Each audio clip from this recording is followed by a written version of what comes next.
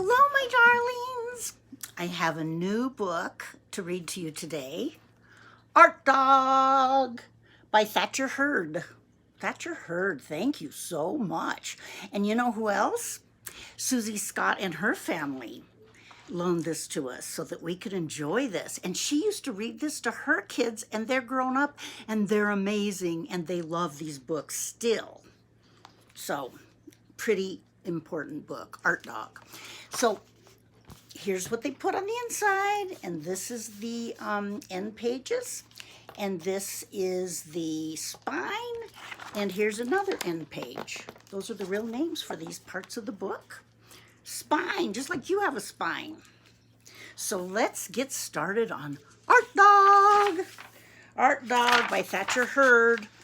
Look at his car, his fast car. It's a brush, but it's a car. Such a creative little guy. Okay. Art Dog was a guard dog at the Dogopolis Museum of Art. He liked his job. You've seen these guys. Have you gone to the museum? He liked guarding the paintings by Vincent van Gogh and Pablo Poodle. But Leonardo da Vinci was Arthur's favorite painter. Or was it Henry Matisse? Arthur couldn't decide. Matisse. At night, Arthur came home to his little apartment on West 17th Street, made himself dinner, and read until it was time for bed. Arthur led a quiet life. He seldom went out, except on nights when the moon was full. He went out on full moon nights. On those nights, Arthur's eyes grew bright and his fur seemed to glisten. He would take out a box he kept in his closet, put on a hat and a mask, and tiptoe down the back stairs into the streets of Dogopolis. He crept down an alley, and when he was sure nobody was around, he unlocked the box and took out paints and brushes. He painted a slash of lightning, a splash of sunshine, and dozens of glowing lights in the night.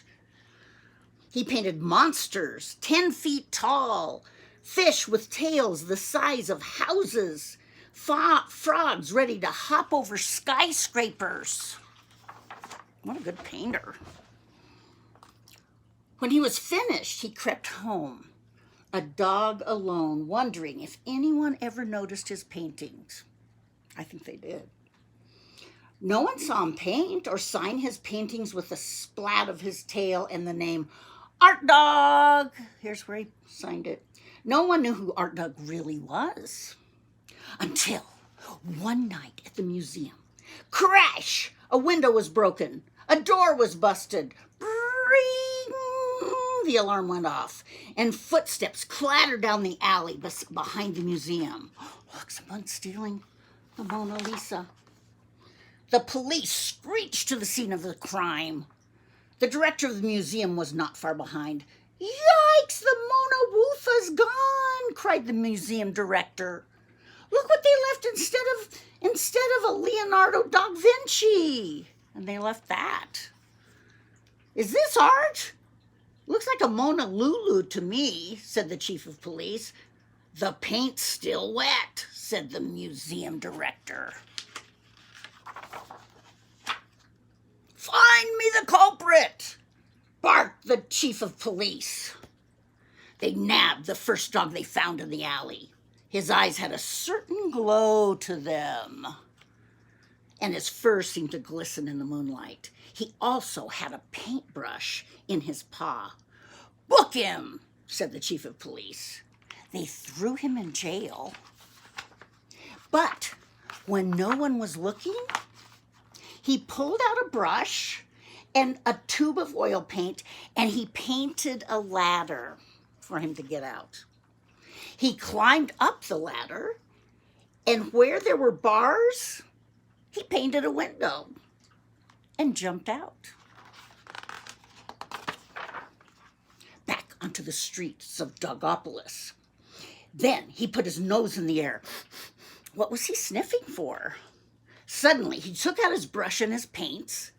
Zip, splash, smoosh! He painted himself a brushmobile with his name on the side. Art Dog! Art Dog! To the rescue.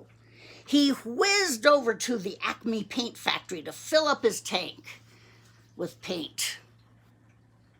Then off he roared into the night, over highways and bridges, through the park and past the ballet, leaving a trail of paint behind him as he went. Look at that paint. Shh. Travels by paint. He slammed on the brakes in front of a deserted warehouse. He sniffed, he tiptoed, he looked inside. 3 nasty-looking mutts were getting ready to ship something to a distant port.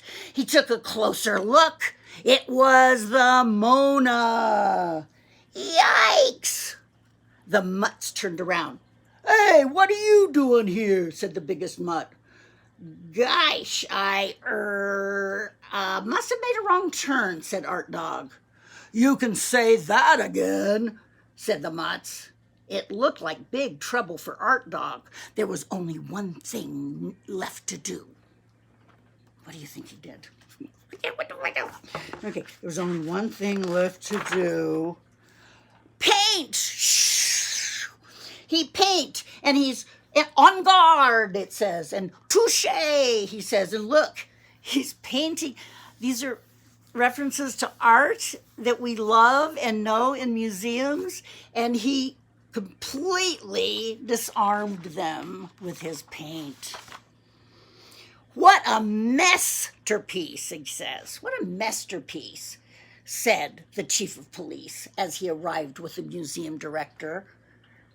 "How did you know where the Mona was?" Art Dog wiggled his nose. "I can smell art a mile away." The director of the museum said, "I don't know how to thank you, Mr." And Art Dog said, "Art Dog," pointing at his brushmobile. "Art Dog, I like the way you paint. How about a show in the museum?" said the art director. "Sure thing," said Art Dog as he sped away in his brushmobile. Soon, it was the night for Art Dog's show at Dogopolis Museum of Art. Everyone stood around and sipped root beer as they waited to meet Art Dog and see his paintings. But where is he? Where were his paintings? And for that matter, wondered the museum director, where's Arthur? He should be on the job tonight. Suddenly, there was a sound. Everyone rushed outside just in time to see Art Dog, high in the sky, finishing his masterpiece, City Rhapsody. Everyone was amazed and speechless. Look at that. Oh, then suddenly, he was gone. Who was Art Dog? Who was this painter in a brushmobile, catcher of crooks, bringer of light to the Dogopolis night? Bringer of light to the Dogopolis night. Oh my gosh, so good. No one knew. So he was like Superman, but he was Clark Kent by day and Art Dog by night when the moon was full. Art Dog! I love this.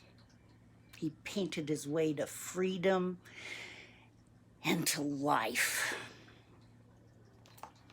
Thanks for reading this book with me. I loved it. I love being with you. I'll see you next time. All right, Art Dog. Bye.